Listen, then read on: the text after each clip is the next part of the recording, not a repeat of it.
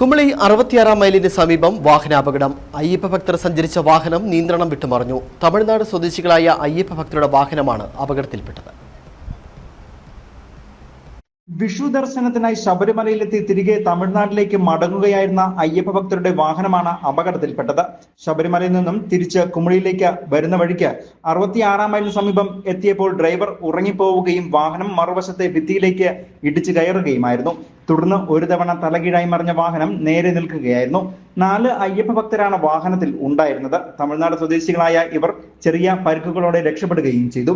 പിന്നീട് പോലീസ് സ്ഥലത്തെത്തി മേൽ നടപടികൾ സ്വീകരിക്കുകയാണ് ചെയ്തത്. ശബരിമല തീർത്ഥാടകരുടെ വാഹനം വിഷു ദർശനത്തിൽ ഇത് 3ാമത്തെ വാഹനമാണ് ദേശീയപാതയിൽ കുമളിക്കും വണ്ടിപ്പെരിയാറിനും ഇടയിൽ അപകടത്തിൽപ്പെടുന്നത്.